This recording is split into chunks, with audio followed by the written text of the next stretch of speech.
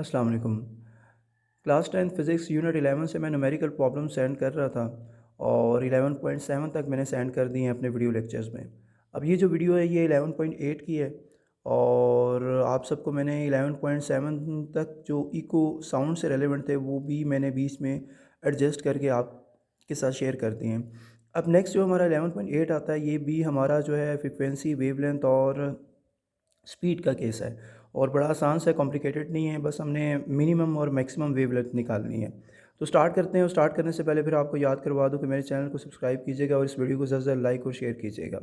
तो 11.8 class 10 physics से जो हमारा न्यूमेरिकल प्रॉब्लम का टॉपिक है साउंड चैप्टर से वो स्टार्ट करते हैं। काफ़ी लेंथी जो है वो इसकी स्टेटमेंट है, तो मैं इसमें जो मेन कंसर्न चीज़ें हैं वो आपको बता देता हूँ।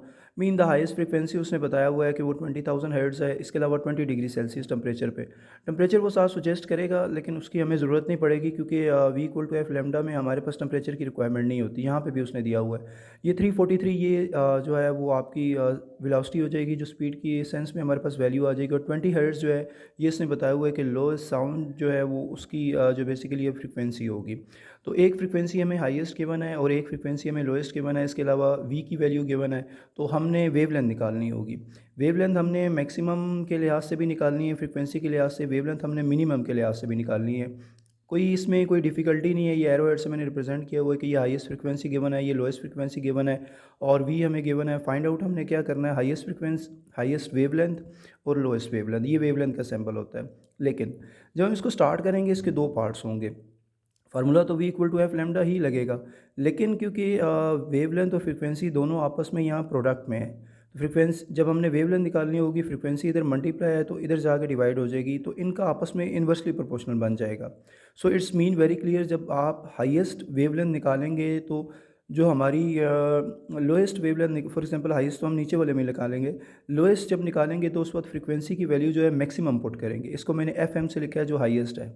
इसी तरह जब हम हाईएस्ट वेवलेंथ निकालेंगे, जो यहाँ मैंने हेडिंग दी हुई है, अभी मैं इसको स्टार्ट करता हूँ फिर आपको बताता हूँ, तो उस वक्त हम लोएस्ट फ्रीक्वेंसी की वैल्यू यूज़ करेंगे क्योंकि इनका आपस में जो रिलेशनशिप बनता है फार्मूले से, जब हम वेवलेंथ को सेपरेट करेंगे वो इन्वर्सली प्रोपोर्शनल है। स्टार्ट करते हैं ए पार्ट के नाम से और इसको सोल्यूशन कहते हैं। लोएस्ट वेवलेंथ जिसको हम लैम्डा एल से रिप्रेजेंट कर रहे हैं, तो V equal to F L.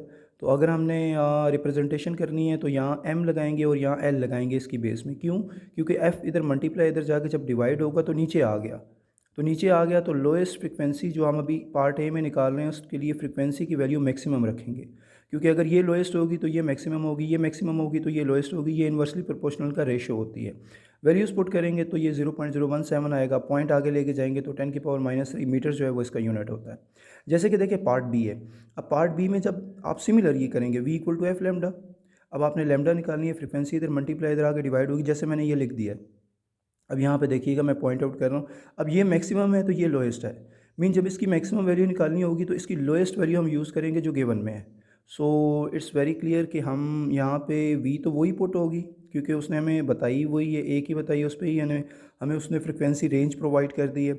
और एफ़ जो है वो लोएस्ट पुट होगी वेवलेंथ मैक्सिमम निकालने के लिए। तो वी की वैल्यू हमने पुट कर दी, एफ लोएस्ट पुट की, डिवाइड किया 17.2 मीटर। ये लेमडा जो है वो मिनिमम सॉरी मैक्सिमम आ गया। तो ये हमारे पास जो है ना वेवलेंथ जो है लोएस्ट और मैक्सिमम निकालने के लिए पैटर्न में फार्मूला एक ही था।